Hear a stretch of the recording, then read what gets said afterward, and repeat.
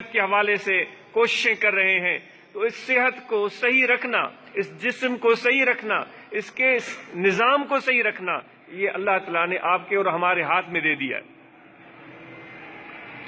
اگر کوئی شخص،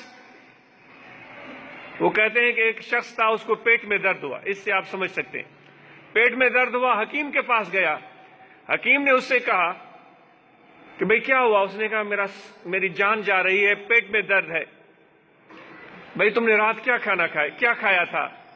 تو اس نے کہا کہ 1-2 دن کی باسی روٹی پڑی ہوئی تھی، میں نے ان کو کوئلوں پر سیکا، اور 1-2 دن کی باسا سالن بھی پڑا ہوا تھا، یا کچھ مکھن لگایا، اور پھر اس کو میں نے کھا لیا۔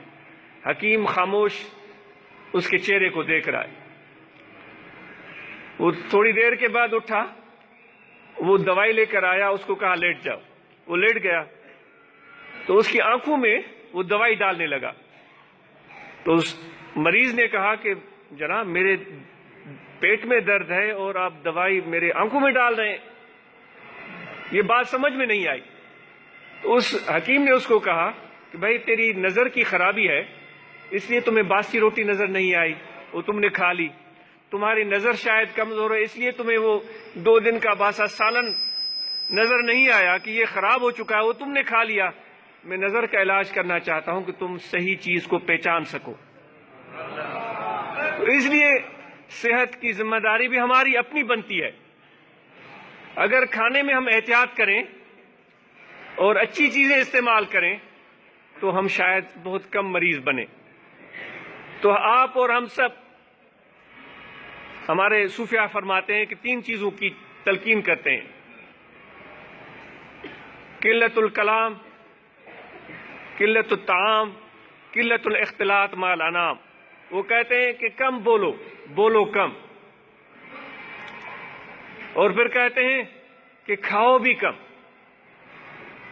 تیسری بات کہتے ہیں کہ لوگوں سے میل جول کم رکھو، قدر ضرورت رکھو۔ تب یہ چیزیں جب تمہارے اندر پیدا ہوں گی تو اللہ کی معرفت کے راز، پھر تمہارے اندر کے راز، تمہارے نفس کے راز، خدا کی معرفت کے راز تب تجھ پر کھلیں گے۔ تو اس لیے اپنی صحت کا خیال رکھنا، میں عرض کر رہا تھا کون سی ذمہ داریاں اللہ نے ڈالی ہیں؟ پہلی ذمہ داری اپنے ذات کی ہے، کھانے میں محتاط رہیں، اپنی صحت کا خیال رکھیں، بڑی نعمت ہے۔ اللہ تعالیٰ فرماتا ہے ایک ایک نعمت کے بارے میں تم سے سوال کروں گا۔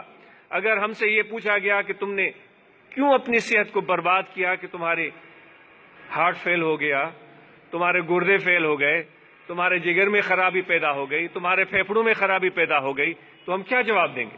کہ ہم چٹورے تھے، کھانے کے شوقین تھے، علم پیٹ میں ڈال دیتے تھے اور ہمیں سرابی نہیں ہوتی تھی، یہ جواب دیں گے؟ اللہ تعالیٰ تو فرماتا ہے میں نعمتوں کے بارے میں پوچھوں گا۔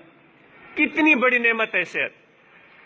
تو ایک ذمہ داری تو ہم پر اپنے جسم کی ہے کہ اپنے جسم کو صحیح طرح سے رکھیں، اور اس جسم کی ساخت اللہ نے ایسی بنائی ہے کہ اس کو متحرک رکھنا پڑتا ہے، یہ حرکت میں رہے، کام کرے، پسینہ نکلے، محنت کرے، تو یہ جسم کا نظام ٹھیک رہتا ہے۔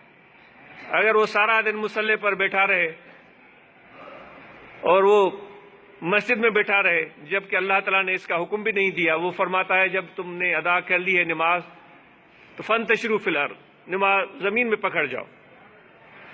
ہم سمجھتے ہیں کہ بھئی یہاں خدا ملے گا، اس لیے نماز کے لیے آؤ، جماعت کے ساتھ نماز پڑھو۔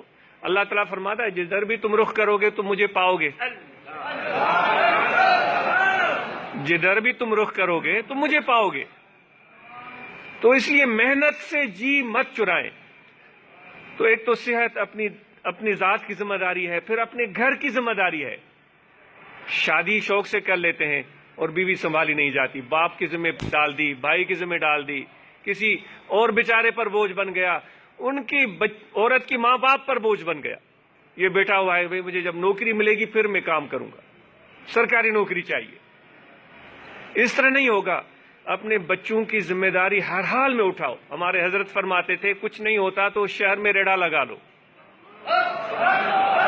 کپڑے بیچو، چپلیں بیچو، برتن بیچو، کچھ بھی کرو۔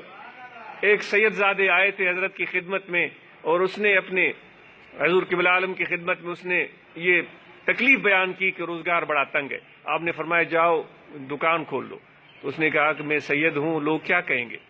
آپ نے فرمایا تو اس میں کیا عار ہے، اس میں کیا عیب ہے، اس میں کیا خرابی ہے؟ تو اپنا کام کر رہے ہو، یہ تو ایک خوشی کی بات ہے، یہ تو فخر کی بات ہے.